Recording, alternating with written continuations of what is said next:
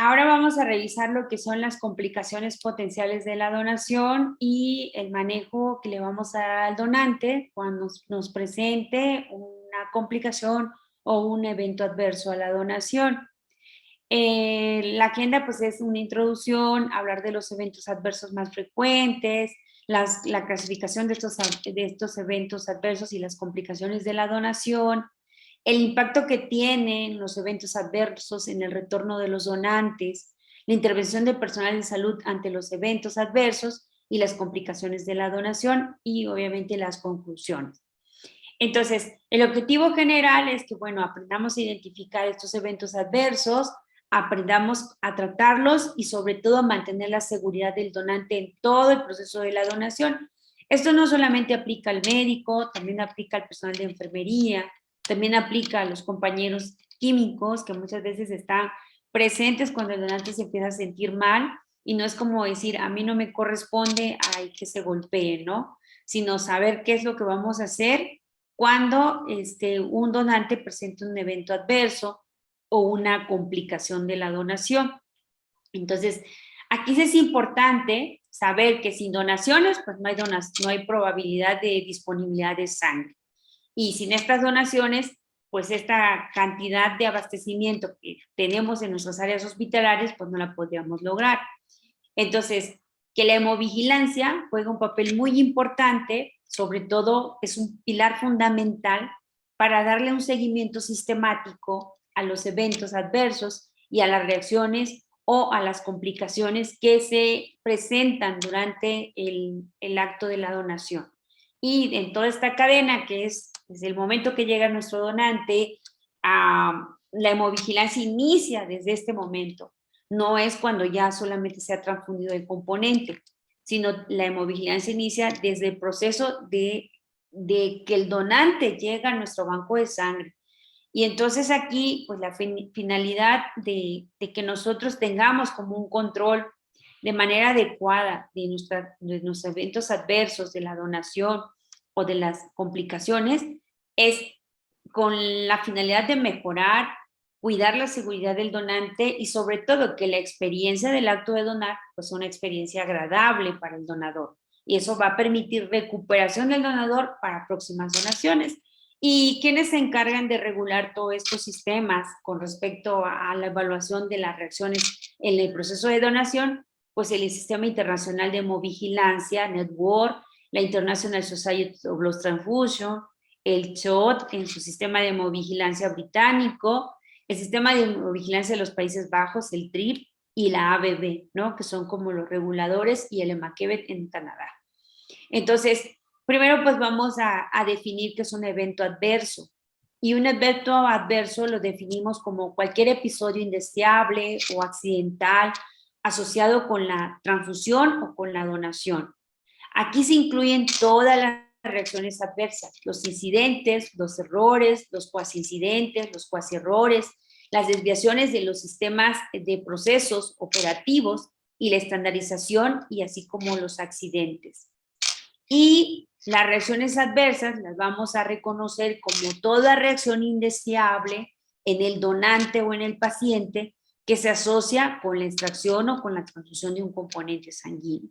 Entonces, así es como vamos a establecer esta parte de identificar qué es un evento y qué es una reacción. Y obviamente la incidencia global de los eventos adversos graves en el proceso de donación sigue siendo muy baja, afortunadamente. Se asocia que 0.23 por cada 100.000 donaciones puede haber una reacción o un evento de tipo grave. La importancia aquí pues, es mejorar la experiencia del donante con medidas para reducirlas, y los que son más frecuentes son los eventos vasovagales y que obviamente provocan muchas veces hospitalizaciones del donante y lesiones que van a ser complicaciones o llamadas complicaciones del acto de la donación, desde un 0.4 hasta un 2.5%. Y que muchas veces la podemos clasificar de acuerdo al proceso de la network para la clasificación, obviamente si son leves, moderadas, si hay imputabilidad o si no hay imputabilidad del acto de la donación.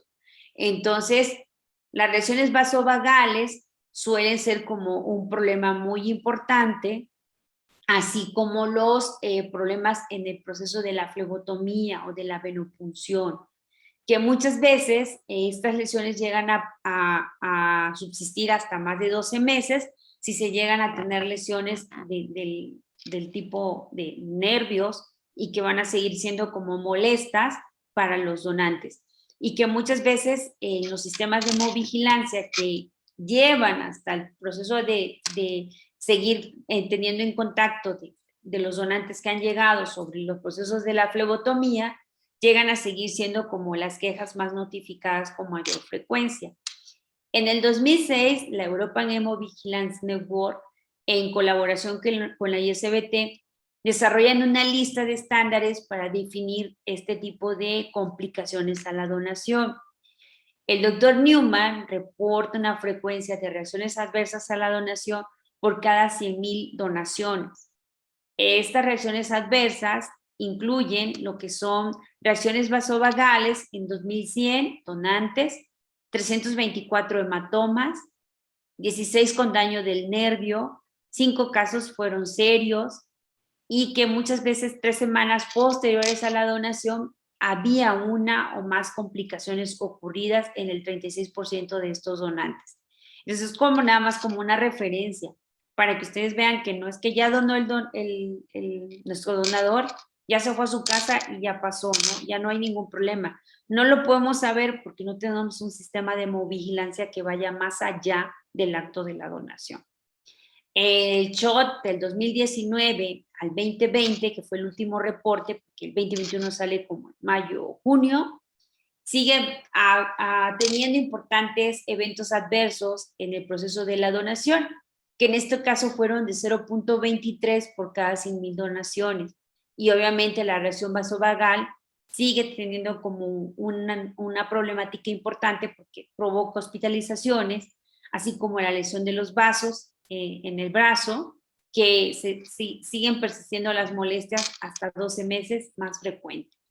Entonces, aquí si se dan cuenta, en un seguimiento que hay de 5 años a 19.736 donaciones por aféresis, cuya incidencia de reacciones a la donación fue de 0.24%, en 2.376 son donantes de primera vez, el 1.9% desarrollaron un evento adverso comparado con el 0.77% de 17.360 donantes subsecuentes. Entonces, ser donante de primera vez muchas veces favorece, o se documenta pues que favorece a la reacción adversa a la donación. En México, en un estudio que se realizó donde se involucraron 23.237 donaciones que representaban el 2.03%, 1.96% fueron reacciones de tipo leve a moderadas y un 0.10% o 107% fueron graves. Entonces, si se dan cuenta, pues la tasa sigue siendo baja en comparación de las reacciones leves. El Instituto Nacional de Cancerología estudió 7.600 donadores que presentaron un 1.7% de reacciones adversas, el 91.7% presentó una reacción de leve a moderada y el 8.3% una reacción severa. Entonces, aquí sí es importante que nosotros recordemos cómo vamos a clasificar estas reacciones de acuerdo a si son generadas por donación de sangre o si son generadas por donación de aféresis.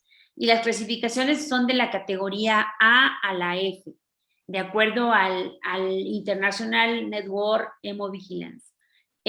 A son complicaciones con síntomas localizados. B, complicaciones con síntomas generalizados. C, complicaciones relacionadas con los procedimientos de aféresis. D, reacciones de tipo alérgicas. E, otras complicaciones graves y F, otras, ¿no? Y así cuando nosotros establecemos este proceso de clasificación de los eventos adversos a la donación o reacciones adversas a la donación, clasificamos lo que son síntomas locales. Y en la subclasificación A1, para síntomas locales, hablamos del proceso de la flebotomía, del sitio de la punción. Si se generó un hematoma, si hubo una punción arterial, si hubo un resangrado, si en la clasificación A2, si hay complicaciones caracterizadas por dolor, por irritación al nervio, por lesión directa al mismo, por lesión a un tendón o el dolor del brazo generalizado. Y en una sub A3 son complicaciones locales, como sería un proceso de inflamación localizada, si ha habido un proceso infeccioso, de tipo tromboflebitis, de tipo celulitis, o si hubo una reacción de tipo alérgica. Hay gente que tiene alergia al citrato y solo la impregnación que trae la aguja de la flebotomía puede generar esa reacción de tipo alérgico, o muchas veces son alérgicos a los aditivos utilizados en el plastificante. Entonces también pueden haber reacciones de ese tipo. Otras lesiones importantes de los vasos sanguíneos, que es la clasificación A4, sería tromboembolia pulmonar, fístula arteriovenosa, síndrome de compartimento y pseudoaneurisma generado por la punción. Y aquí es importante recordar que muchas veces las complicaciones son con síntomas localizados específicamente para lo que llamamos clasificaciones principalmente con síntomas locales. En las de complicación de tipo B son síntomas generalizados. Aquí pueden ser B1, que van a ser inmediatas, B2, que son inmediatas antes de retirarse del centro de colecta, B3, inmediatamente con lesión, y B4 tardía y B5 tardía con lesión. Y dentro de estas reacciones de tipo inmediatas, las más frecuentes estudiadas o que con mayor frecuencia se presentan, pues en las reacciones de tipo vasovagales, sin pérdida del conocimiento, y también aquellas que son con pérdida del conocimiento. Si son mayores a 60 segundos sin complicaciones o mayores o igual a 60 segundos con complicaciones o presencia de convulsiones o incontinencia. Si son leves, obviamente si se presentan síntomas como palidez, debilidad, sudoración, náuseas, vómitos, somnolencias, vértigo, visión borrosa, taquipnea, descenso de la tensión arterial por abajo de 15 milímetros de mercurio con respecto a la media, y vamos a llamarlas moderadas si presenta uno más de los síntomas leves, más aparte se agrega rigidez, temblor, cefalea intensa, disnea, pérdida del estado de conciencia por menos de 60 segundos y taquicardia o descenso de la tensión arterial menos de 30 milímetros de mercurio con respecto a la tensión arterial media. Y obviamente estas complicaciones que van a ser graves o clasificadas como graves con síntomas generalizados, pues muchas veces si se presenta uno más de los signos de la reacción leve, más de la moderada, más la evidencia de convulsiones, pérdida del estado de conciencia por más de 60 segundos, hay relajación de esfínteres y descenso de la tensión arterial media, por abajo de 30 milímetros de mercurio, y dolor precordial o traumatismo por caída. Y ya cuando hablamos de traumatismo por caída, pues ya hablamos de una complicación. Y entonces dentro de las complicaciones que también vamos a considerar son las relacionadas por el propio procedimiento de la féresis. Y van a clasificarse como C1, que son generadas por el procedimiento. C2, relacionadas al anticoagulante, como en el caso del citrato. C3 si se genera hemólisis, C4 si llega a haber algún embolismo. D si hay alguna reacción que sea de tipo alérgica, D1 si es alérgica local, D2 si es generalizada, E si son otras complicaciones graves y F otras que nosotros no tengamos dentro de esta categoría. Ahora, de acuerdo a la clasificación del grado de imputabilidad, que también es importante, porque muchas veces nada más asociamos que puede ser la reacción transfusional que haya generado por la donación, pero en realidad aquí siempre hay que evidenciar si es definitiva, que existe una evidencia concluyente que fue el acto de donación que generó la reacción, probable si la evidencia se establece a favor de la relación, improbable si la evidencia no se adjudica a otra causa, y excluyente si obviamente existe la evidencia que se ha generado por otra causa atribuible a esta complicación. Entonces, las reacciones locales muchas veces son generadas por la inserción de la aguja en el sitio de la venopunción, algunos procedimientos de aféresis por la ruptura de la vena y digamos, la penetración del citrato en el tejido, que muchas veces puede generar quemaduras. La propia hemosiderina, que va a generar, obviamente, estas lesiones de ardor, de sensación de quemadura en el sitio de la venopunción. Y obviamente son los hematomas. Estos pueden ser de tamaños moderados o de tamaños tan considerables como el que vemos aquí, ¿no? Entonces, siempre es importante que nosotros, pues, le digamos al donante que una complicación que puede ocurrir durante el proceso de la donación es que se rompa la vena, que se genere un hematoma y que muchas veces pueda generarle dolor por el proceso inflamatorio que se está generando. Entonces, ¿qué datos son importantes vigilar en nuestro donante? En el proceso de predonación es importante la vigilancia durante la toma de muestra, porque incluso en las tomas de muestra pueden presentar reacciones vasovagales o síncopes, incluso desde que el donante lo vemos con una piel fría, que está presentando hipotensión de forma importante, que ha manifestado que tiene un mareo leve, o que lo vemos con palidez, incluso diaforético. Desde ese momento ya debemos estar alerta, porque seguramente este donador está presentando reacciones de tipo adrenal, y esto pues obviamente va a favorecer a la presencia de una reacción durante el proceso de la donación.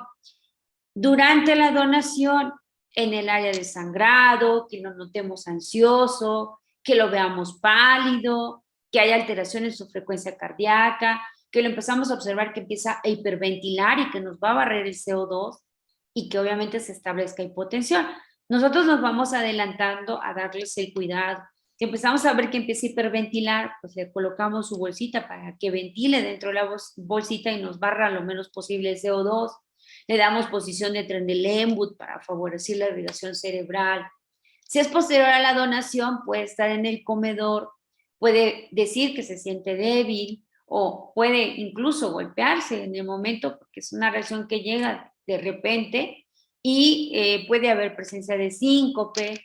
El donante puede presentar tetania, contracturas involuntarias, incluso llegar a presentar convulsiones o incontinencia de tipo urinaria. Entonces, siempre es importante considerar que esto puede presentar el donante en los procesos de la donación. Ahora, ¿qué impacto tiene el que un donante haya experimentado un evento adverso en el retorno de la donación? Pues muchas veces el que el donador haya experimentado una reacción adversa ha reportado que disminuye de forma importante la presencia de nuevas donaciones por parte de este donador, o sea, la recurrencia la va a limitar el que haya tenido una reacción adversa.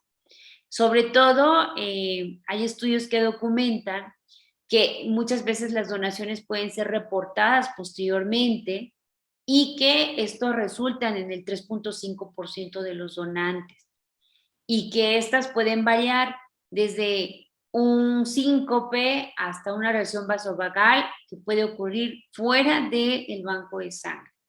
Aproximadamente el 60% de las reacciones sistémicas son detectadas en el área del refrigerio, o sea, quiere decir que en el comedor, y el 15% ocurren fuera del área de la donación, usualmente dentro de una hora posterior al proceso de extracción. Entonces, por eso sí es importante como emitir estas recomendaciones al donante durante este periodo de tiempo. Incluso 3 semanas después de una donación, 1000 donadores experimentaron un evento adverso a la donación y lo notificaron. Entonces también es importante recordar esto. Cosa que es muy importante es que 4 eventos adversos que son muy comunes son los hematomas en un 15.1%, el dolor del brazo solo en un 7.0% y la fatiga sola asociada a la donación en un 5.1%. La tasa de retorno, cuando los donantes han experimentado cualquiera de estos 4 eventos, si son hematomas, disminuyen las visitas de 1.32 por año. Si es por el dolor, de 1 a 30 visitas por año, que es una reducción aproximada de un 2%. Si es solo fatiga, hasta el 20%. Y si es una reacción del donante, solo hasta un 34%. Y dentro de estas involucran lo que son el dolor y la fatiga, el dolor del brazo y la fatiga. La tasa de retorno para la reacción del donante, fatiga y dolor y del brazo juntos fueron de 0.20, o sea, una reducción del 85% por año. Entonces, por eso es importante que siempre nosotros tratemos como de evaluar al donante, de explicarle que puede llegar a sentir digamos, reacciones, pero que dentro de todo este proceso de donación, pues las podemos considerar como algo que va a ocurrir y que no, pues no se vaya a asustar, sino que simple y sencillamente pues es algo que se genera por el mismo proceso de la donación, la punción, la flebotomía. Y el acto de extraer, pues 450 más menos el 10% de su volumen sanguíneo corporal. Entonces, eso sí es importante que nosotros le comentemos para que él obviamente se familiarice con este tipo de eventos. Y también una cosa muy interesante que publicó la ABB es que muchas veces el donante de primera vez es más susceptible a tener un evento adverso o experimentar una reacción adversa en el proceso de la donación de sangre total con respecto a los procesos de donación de aféresis. Y esto se vio desde estudios que se iniciaron en el 2012 hasta el 2017, donde vieron que los donantes de primera vez por procesos de aféresis se mantenían en un 2.03%, a diferencia de los donantes que eran de repetición para el procedimiento de aféresis, que alcanzaban de un 6.93 a un 3.27. Entonces, a diferencia de los que eran de primera vez de donaciones de sangre, que experimentaban reacciones vasovagales o que también presentaban lesiones locales en el brazo. Entonces, eso es como interesante porque obviamente sí nos permite como evaluar. Incluso hay una reacción cardiovascular mayor en el 2013 con un donante que representa el 0.01% de toda esta población que se estudió. Entonces, aquí se fundamenta aún más de que si son donadores de repetición, en el acto de la donación de sangre total se disminuyen de forma importante los eventos adversos o las reacciones adversas a la donación, a diferencia de los donantes que son por aféresis. Entonces, incluso el reporte del CHOT del 2019 comparado con el 2020, cuando ellos hacen su evaluación, pues siguen teniendo como estos mismos procesos de que si hubo admisión o no después de la reacción a un área de hospitalización, y en el 2019 ellos tienen 11 reportes y en el 2020 tienen 6 reportes. Pero también aquí, por ejemplo, la lesión que resulta de la flebotomía sigue siendo igual o muy parecida, de 9 a 10. Los problemas incluso de la inserción con dolor que persiste en el brazo, 17 reportaron y 18 en el 2019. Y si se dan cuenta, pues por los procedimientos como anafilaxias, pues no hay ningún reporte. En el caso de hemólisis tampoco hay ningún reporte. Entonces, aquí en este año, del 2019, fueron 42 que se lograron detectar en el Reino Unido y en el 2020 fueron 38. Entonces, para ellos que tienen un sistema de hemovigilancia con más de 25 años, pues, y trabajan mucho en mejoras, pues sí, para ellos es como preocupante. En nuestro caso, pues creo que se duplica y se triplica todo este tipo de las reacciones, ¿no? Y dentro de los eventos de complicaciones que se pueden presentar por los procedimientos de aféresis, están los hematomas, las funciones arteriales y el dolor del brazo, que este puede durar menor de 2 semanas o mayor de 2 semanas para clasificarlo como leve o moderado. Pero también tenemos la clasificación de MACAR, que es asociada al uso del anticoagulante, como es el citrato, y que obviamente dependiendo del grado que se le va dando de esta reacción, es la pauta o la acción a seguir. Si nosotros clasificamos a un donador que cae en una reacción grado 4, que adicionamos obviamente la tableta de carbonato o del TUMS y que no fue obviamente suficiente para la mejora de las manifestaciones, pues entonces vamos a utilizar la reinfusión de gluconato de calcio para prevenir que esta reacción avance a un grado 5, donde vaya a haber la presencia de arritmias o la evidencia de convulsiones. Entonces, también se recomienda que se le puede dar un jugo que contenga calcio de forma importante y muchas veces puede mejorar solamente con el consumo del jugo. Pero si el paciente presenta una reacción de tipo 4, estamos atentos porque es probable que desconectemos del proceso de la donación de aféresis al donante, la recomendación que hay. Entonces, aquí yo les hice la traducción de lo que nos maneja en la clasificación anterior, que es la misma de MACAR modificada, y pues aquí, si se dan cuenta, era la 5, era pérdida de conciencia, presencia de convulsiones, arritmia, síntomas severos de hipocalcemia, y obviamente reinfundir el gluconato de calcio y retirar al donador del acto del procedimiento de aféresis. Lo mismo aquí recomiendan algunos métodos para distraer a los donadores y disminuir de forma importante las tasas de reacción o de los eventos adversos. Entonces, muchas veces, pues puede ser como que lea algún libro, que vea alguna revista, que realice algún ejercicio, y muchas veces pues van a estar generadas por la ansiedad o por la tensión nerviosa. Entonces, también pedirle que realice contracturas musculares, que converse con uno, que uno lo distraiga durante el proceso de donación, también favorece mucho a la disminución de este tipo de reacciones. Ahora, cuando ya nosotros hemos trabajado en el proceso de prevención de los eventos adversos y de las reacciones adversas y de las complicaciones de la donación, pues es importante considerar la edad de los pacientes, de los donadores. O sea, si son de primera vez, el peso que es también muy importante asociado a reacciones de tipo vasovagal, el volumen sanguíneo que sea insuficiente, el ayuno que sea muy prolongado y que favorezca hipoglicemias, el sexo masculino, que por el solo hecho de ser femenino es mucho más susceptible a presentar una reacción vasovagal o a presentar una reacción. Las personalidades que son muy ansiosas también van a estar implicadas en este tipo de reacciones.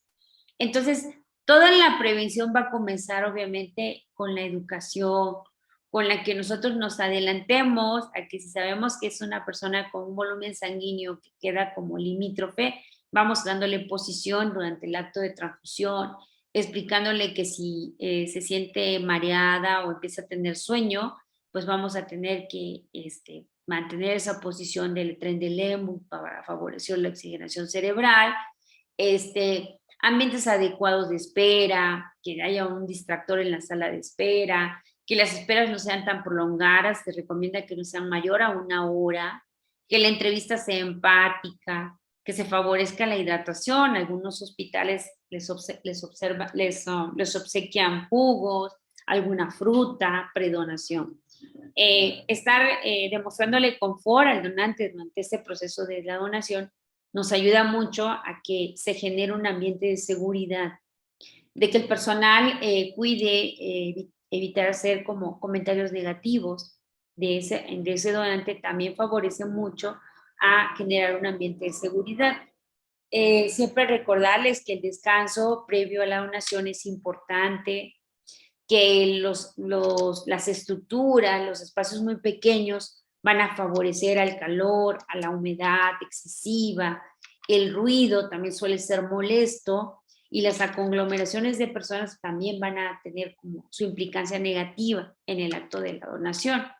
Entonces, siempre hay que trabajar pues obviamente con el aspecto humano, pero también con la ética del personal que está en este proceso de donación y que muchas veces puede ser un profesional, tanto a nivel profesional como un técnico, y que muchas veces sí es importante que nosotros actuemos con este aspecto humano y de ética, ¿no? Para favorecer que el proceso de donación sea una experiencia mucho más favorable.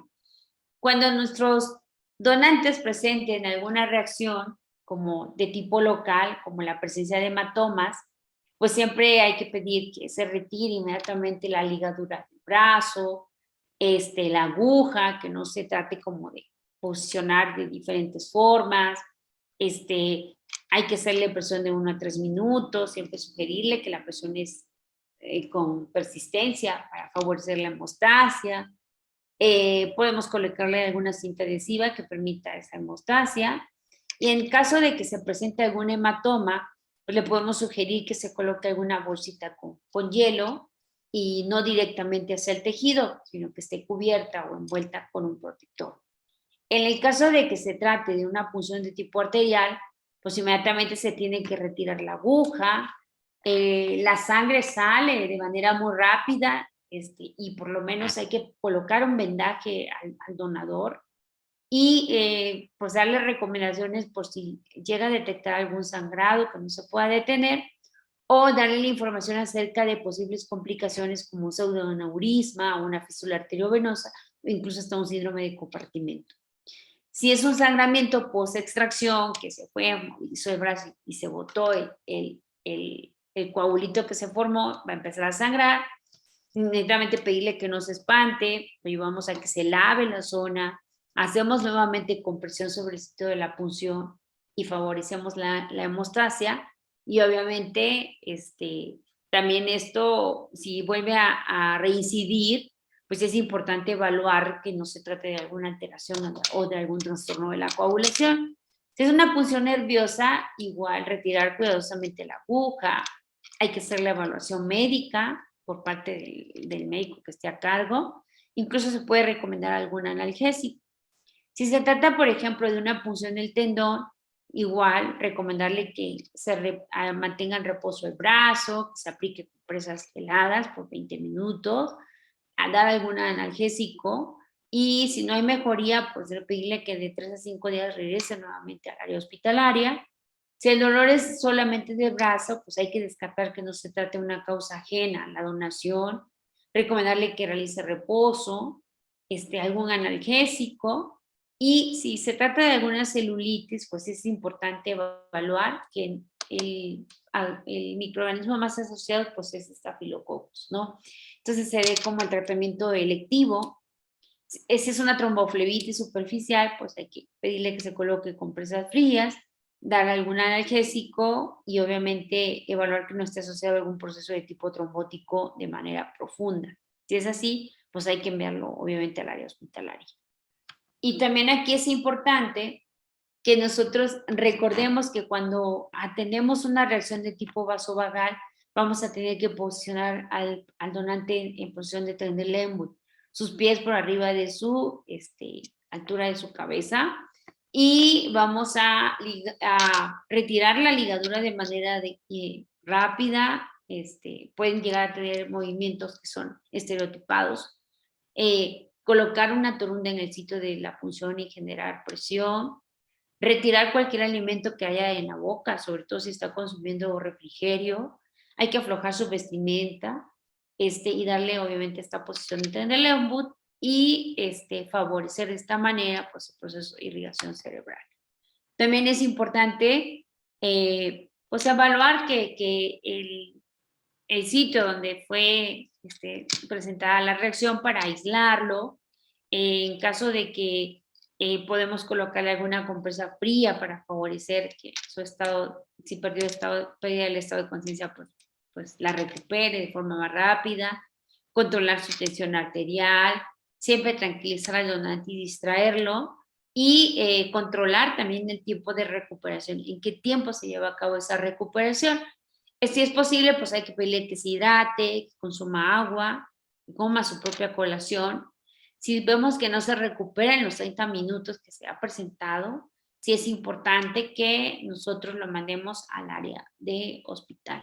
Sobre todo si ha habido una convulsión o si se ha presentado algún traumatismo o si ha habido alguna relajación de esfínteres. Las náuseas y los vómitos afortunadamente son poco frecuentes en los donadores, mas sin embargo los llegamos a tener. Hay que darle posición para que no se nos vaya a broncoaspirar, solicitarle que haga respiraciones de tipo profundo y que los vaya soltando poco a poco. Podemos proveer un depósito para que pueda realizar el vómito y alguna toalla para que se limpie. Después darle un vaso con agua para que se enjuague, se quite como ese mal sabor de la boca. Es importante. Y si llega a presentar calambres, pues obviamente evaluar que no se trate por que haya disminuido la concentración del CO2, que esté hiperventilando.